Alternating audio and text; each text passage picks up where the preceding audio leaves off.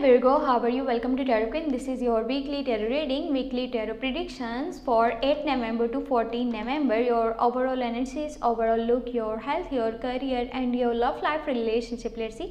ये आपके लिए वीकली टैरो रीडिंग है, वीकली टैरो के प्रिडिक्शंस है, यानी कि 8 नवंबर से लेकर के 14 नवंबर के बीच में आपकी लाइफ में क्या चेंजेस आने वाले हैं, आपकी सेहत कैसी रहेगी, आपका करियर और आपकी लव लाइफ रिलेशनशिप।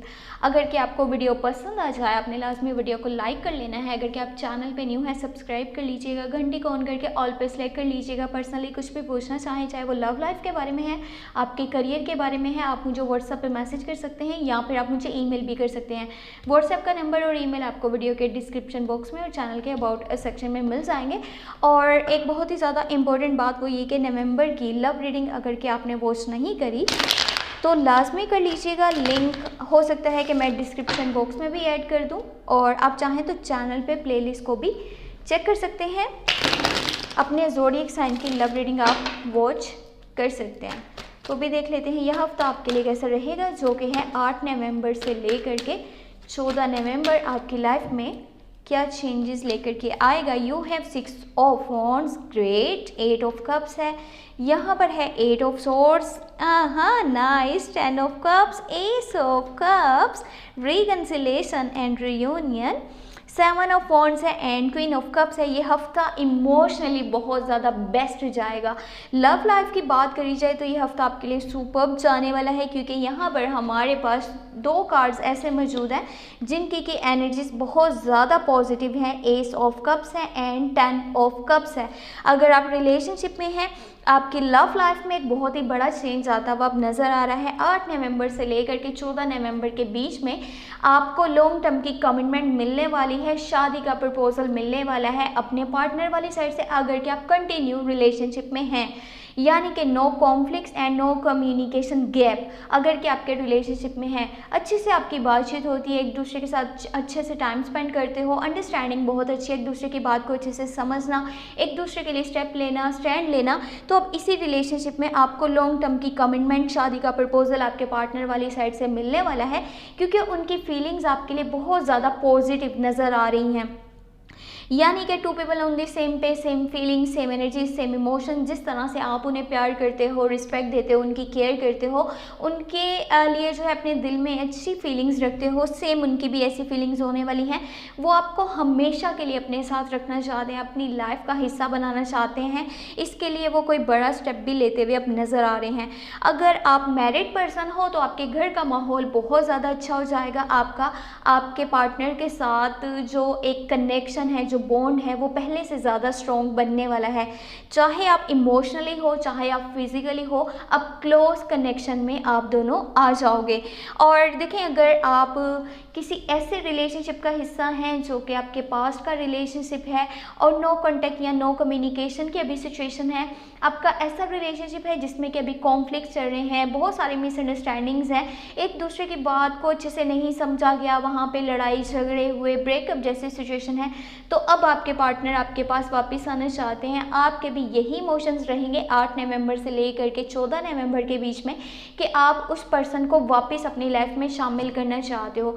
दोनों तरफ से ये कनेक्शन जो है दोबारा से बनने की पूरी कोशिश यहाँ पे की जाएगी कि इस कनेक्शन को दोबारा से बनाया जाए, रीयूनियन हो, रिकन्सिलेशन हो, क्योंकि दोनों तरफ की जो फीलिंग्स हैं, इमोशंस हैं, वो बहुत ज़्यादा पॉजिटिव हैं एक दूसरे के लिए। और ये आपके पास्ट का रिलेशनशिप है, पास्ट का कोई कनेक्शन है जो आपकी लाइफ में वापस आने वाला है, जिसके लिए आपकी भी फीलिंग्स बहुत ज़्यादा पॉजिटिव अब हो जाएंगी। अगर बात करी जाए किसी भी फैमिली मेम्बर के साथ आपके ताल्लुक़ की, यानी आपके रिश्ते की, चाहे वो आपके फैमिली मेम्बर्स में से हैं, रिश्तेदार हैं कोई, या आपके कोई दोस्त हैं, किसी के साथ पहले अगर कोई फाइट चल रही थी, कोई कुछ कॉन्फ्लिक्ट्स थे, मिसअंडरस्टैंडिंग्स थी, तो अब वो सब की सब आप क्लियर करने वाले हो। आप अपनी तरफ से रिलेशनशिप्स को अच्छे से प्रोटेक्ट करने वाले हो। इसीलिए मैंने आपको बोला ये हफ्ता इमोशनली और अगर के देखा जाए आपकी फीलिंग्स को लेकर के तो बहुत ज़्यादा पॉजिटिव जाने वाला है। और जिसके साथ भी आपका कोई कनेक्शन ऐसा था जिसमें लड़ाई झगड़े हुए, एक दूसरे से बातचीत जो है इस तरह से करेगी कि अल्फाज ने बहुत ज़्यादा तकलीफ़ दी, दुख पहुंचाया, तो अब वो सारी चीज़ें सॉर्ट आउट हो जाएंगी और आपकी तरफ से बहुत अच्छी एनर्जीज़ हैं, बहुत पॉजिटिव सी एनर्जीज़ हैं। और इस हफ्ते में आपको अगर कोई गोल्स अचीव करने थे लाइफ में जो कि इतने बड़े नहीं है, लेकिन आपने सोच करके रखा था कि ये गोल्स मैं पूरे करूँगा, ये अचीवमेंट मैंने अपनी लाइफ में करनी है, तो अब वो होने वाला है।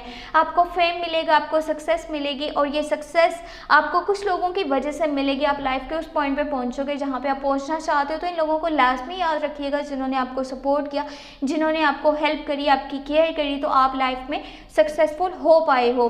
बाकी ये देख लीजिएगा कि ये टाइमिंग आपके लिए ज़्यादा बिजी रहेगी, यानी कि 8 नवंबर से लेकर के 14 नवंबर के बीच में आपका शेड्यूल, आपकी रूटीन ज़्यादा बिजी हो जाएगी। ये भी हो सकता है आप अपने लिए इतना अच्छा टाइम नहीं निकाल पाओ, अपने साथ पहले की तरह वक्त नहीं गुजार पाओ, अपनी इनर वॉइस को आप फॉलो नहीं कर पाओगे, अपने लिए टाइम नहीं निकालोगे, जिसकी वजह से आप केयर नहीं करोगे अपनी, और अपनी सेहत का अच्छे से ख्याल नहीं रख पाओगे। तो ये चीज़ें आपके लिए स्ट्रेस का बाइस बन सकती हैं। अपनी सेहत का खास तौर पे ख्याल रखिएगा।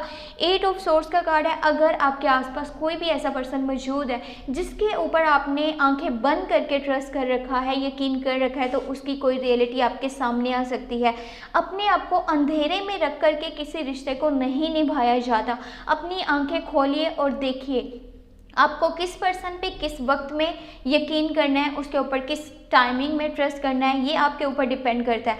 अगर आप आंखें बंद करके चल रहे हो तो ये आपके लिए अच्छा नहीं है। अपनी आंखें खुली रखिए इससे पहले कि आपको हर्ट हो, आपको उस पर्सन की कोई रियलिटी सामने आए, वहाँ पे आपको बहुत ज़्यादा तकलीफ मिले, दुख पहुँचे, कि आपने आंखें बंद करके यकीन किया, ट्रस्ट किया, और उस पर्सन की क्या सच्चाइयाँ आपके सामने आ रही हैं।